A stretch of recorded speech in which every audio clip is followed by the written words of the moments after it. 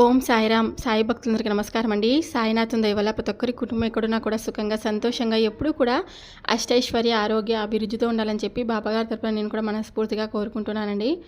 ఈరోజు వీడియోలో సాయి పిలుపు ద్వారా మనకు వచ్చినటువంటి సందేశం ఏంటి, బాబాగారు మనతో ఎలాంటి సందేశాన్ని అందించాలనుకుంటున్నారంటే, ఈరోజు రాత్రి నేను చెప్పినటువంటి ఈ సందేశాన్ని ప్రశాంతంగా విని పడుకో.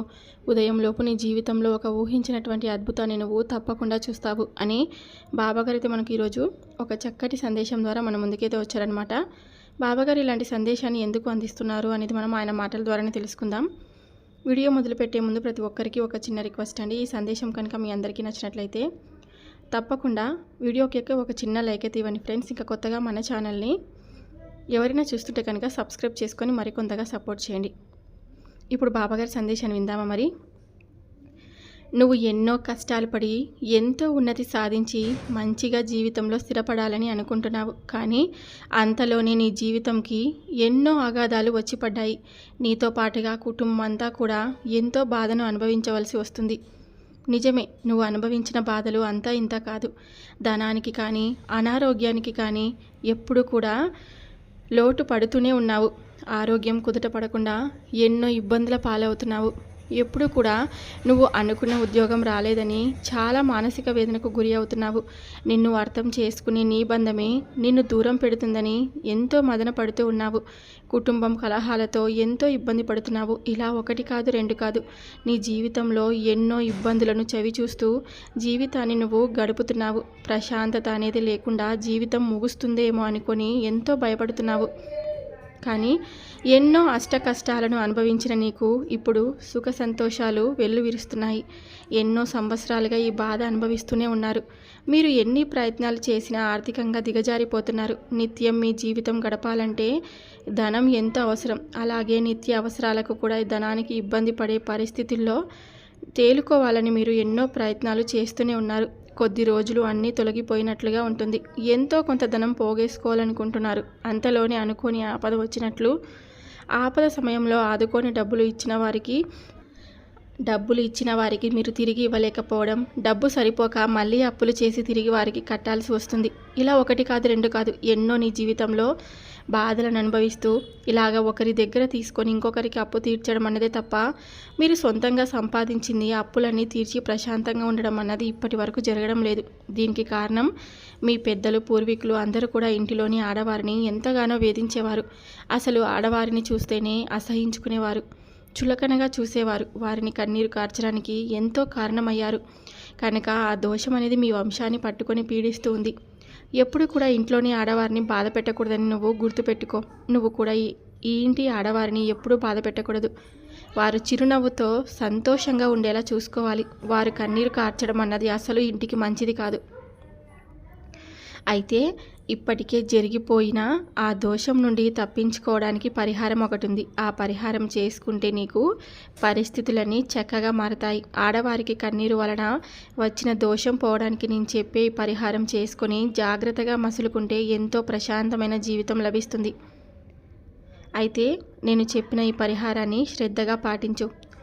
నువ్వు ఎంత ఇవ్వగలవో అంతే నేను చెప్పినటువంటి పరిహారాన్ని చేసుకోను. ఓపిక లేకపోతే కనీసం నేను చెప్పిన విధంగా వింటే చాలు, నువ్వు మానసిక ప్రశాంతతను పుంజుకుంటావు. ఇప్పుడు ఆ పరిహారం ఏంటో చెప్తాను, శ్రద్ధగా విను. ఎప్పుడు కూడా మిమ్మల్ని నమ్ముకొని వచ్చిన ఆడవారిని మీరు ముందుగా బాధించవద్దు. ఆ పరిహారం ఏమిటంటే, ప్రతి శుక్రవారం ఆ అమ్మలు గన్న అమ్మ అయిన ఆ కనకదుర్గమ్మ తల్లికి పసుపు కుంకుమ తాంబూలం సమర్పించు. నీ దగ్గర ఓపిక ఉంటే ఆ రోజు ఎవరికైనా పేదరికంలో ఉన్న ఒక్క తల్లికి ఒకరికైనా సరే నువ్వు భోజనం పెట్టు. సరే ఓపిక లేదు అనుకుంటే కనుక కనీసం ఒక ఫలమైన వారికి పెట్టు. అలాగే ఎవరింట్లో అయినా పేద ఇంట్లో ఆడపిల్ల పెళ్లి జరుగుతున్నప్పుడు ఆ అమ్మాయికి పసుపు కుంకుమ గాజులు అందివ్వు. శక్తి ఉంటే వస్త్రాలు ఇచ్చినా మంచిదే.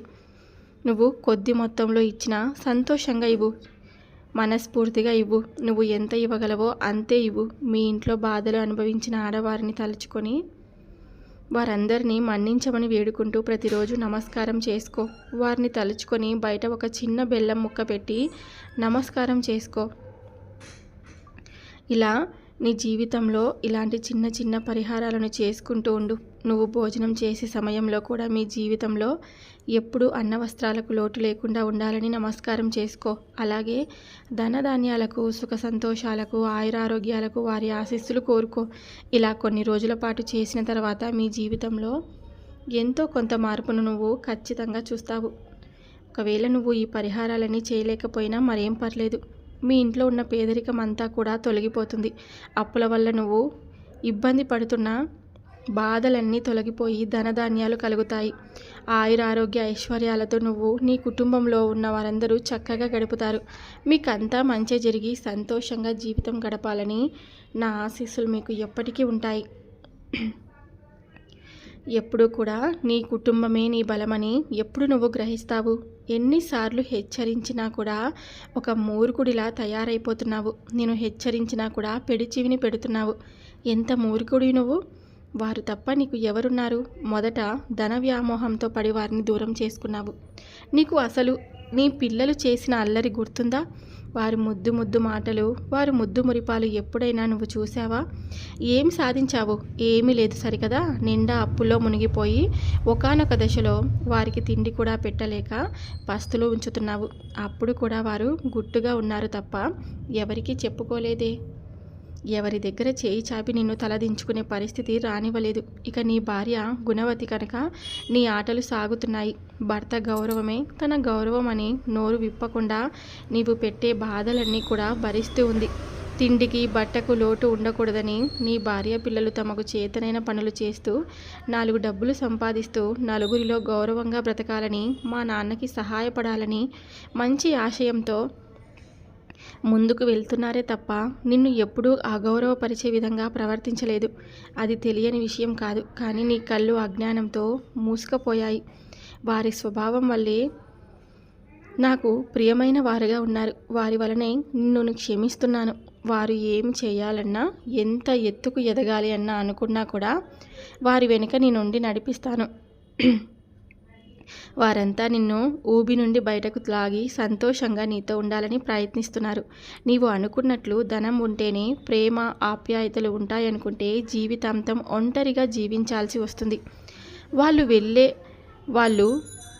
వెళ్ళు, వారితో పాటుగా సరదాగా గడుపు. వారు చేస్తున్న పనులతో సహాయపడు. వారిని దగ్గరగా తీసుకో. వారి బాల్యమంతా తండ్రి ఉండి కూడా తండ్రి ప్రేమను నోచుకోలేదు. అయినా వారికి నువ్వంటే ఎంతో గౌరవం, ప్రేమ, భక్తి. నీ లోపం కప్పిపుచ్చుకునేందుకు వాళ్ళను ఎప్పుడూ కూడా బాధించవద్దు. అందరూ సంతోషంగా ఉండండి. నువ్వే సర్వస్వం అనుకుంటా నీ భార్యను చూసి నువ్వు దూరం పెట్టకు. నీ తండ్రిగా చెప్తున్నాను, వారితో ప్రేమగా ఉండు. ప్రస్తుత సమాజంలో చాలామందికి ఎంత ధనం ఇచ్చినా ప్రేమ, ఆప్యాయతలు ఉండటం లేదు. నీవు అదృష్టవంతుడివి కనుక నీవు ఏమి ఇవ్వలేకపోయినా ప్రేమించే కుటుంబం అనేది నీకు ఉంది. ఇక కావాల్సింది ధనమే కదా. నీ పిల్లలు అత్యున్నత స్థానంలో ఉంటారు. అంతా వారు చూసుకుంటారు. నువ్వు మాత్రం వాళ్ళకి నేనున్నాను అని భరోసా ఇస్తే చాలు. వారు ఏదైనా జయిస్తారు. తప్పకుండా ఉన్నత స్థాయికి ఎదుగుతారు. నీ బాధలన్నీ తొలగించే మార్గాలను నేను ఎన్నో చూపిస్తాను. నీవు కోరుకున్నట్లు నీ సమస్యలు తొలగడానికి అవసరమైన ధనాన్ని నీవు చేస్తున్న పనిలో సంపాదించడానికి వీలు కలిగిస్తాను. మరి నువ్వు నాకు ఒక మాట ఇచ్చినట్లుగా అందులో కొంత భాగం పేదవారికి సహాయార్థం చేయగలవు కదా. ఎందరో నిన్ను మాటలతో బాధ పెట్టినా సరే నువ్వు మౌనంగా ఉండటం చాలా మంచిది. అయినా కొన్ని సందర్భాలలో ఆ విధంగా ఉండడం కూడా సరైనది కాదు. సరైన మార్గంలో నడిపించడానికి తల్లిదండ్రులుగా మీరు వారికి మంచి చెడులు తెలియచేయండి. అది మానివేసి మీ సమస్యల్లో మీరు ఆలోచించుకుంటూ ఉండిపోతే వారు మీ చేయి దాటిపోయే అవకాశం ఉంది. గుర్తించి మేలుకోండి. సో విన్నారు కదా ఫ్రెండ్స్, బాబాగారు చెప్పినటువంటి ఈ సందేశం ఈరోజు మీకు నచ్చుంటే కనుక మనస్ఫూర్తిగా వీడియోకే ఒక చిన్న లైక్ అయితే ఇవ్వండి. ఇంకా కొత్తగా మన ఛానల్ని ఎవరైనా చూస్తుంటే కనుక తప్పకుండా సబ్స్క్రైబ్ చేసుకొని మరికొంతమంది సాయి భక్తులకు రీచ్ అవ్వడానికి మీరు షేర్ చేయండి. తప్పకుండా వీడియోకి అయితే లైక్ చేయండి. కొత్తగా మన ఛానల్ని ఎవరైనా చూస్తుంటే కనుక సబ్స్క్రైబ్ చేసుకొని మరికొంతగా సపోర్ట్ చేయండి. రేపు సాయి పిలుపు ద్వారా వచ్చే సందేశంతో ప్రతి ఒక్కరం మళ్ళీ కలుద్దాం. అంతవరకు బాబాగారి ఆశీస్సులు ఎల్లవేళలా మీపై ఉండాలని చెప్పి నేను మనస్ఫూర్తిగా కోరుకుంటున్నాను. సర్వే జనా సుఖినో భవంతు. ఓం సాయిరామ్.